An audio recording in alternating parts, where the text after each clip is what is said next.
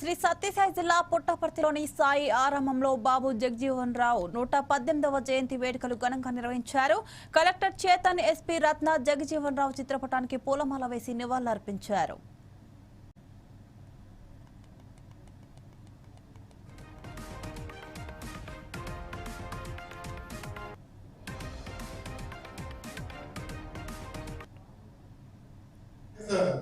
ఆయన ఒక ఆస్తి లాగా అందరికీ ఒక ఇన్స్పిరేషన్. ఆయన ఒక భావం, ఆయన ఒక తత్వం, ఆయన ఒక దేశానికి తెస్తే ఒక ఆస్తులు ఉంటాయి, కరిగిపోతాయి, పోతూనే ఉంటుంది.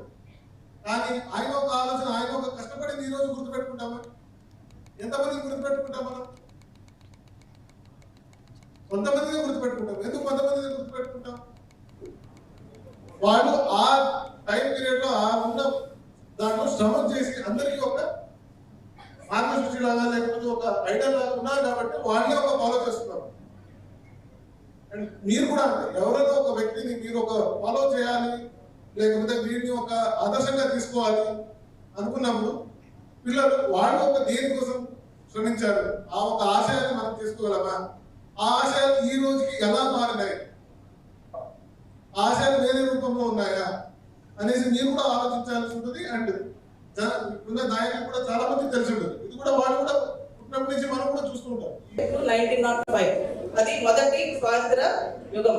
తర్వాత 1905 నుంచి 1947 వరకు ఉండేది సెకండ్ యుగం అన్నమాట. మొదటి దాన్ని మితవాద యుగం అని, రెండో దాన్ని అతివాద యుగం అని అనేవాడు. ఆ మితవాద యుగంలోనే ఈ లీడర్ మన జగజీవన్ రావు గారు నేషనల్ కాంగ్రెస్ లో జాయిన్ అయ్యారు. మొట్టమొదటిగా ఆయన నేషనల్ లీడర్, స్వాతంత్ర సమరయోధుడు. అక్కడి నుండి ఆయన స్వాతంత్రం వచ్చిన తర్వాత భారత ప్రభుత్వంలోకి చేరడం రకరకాల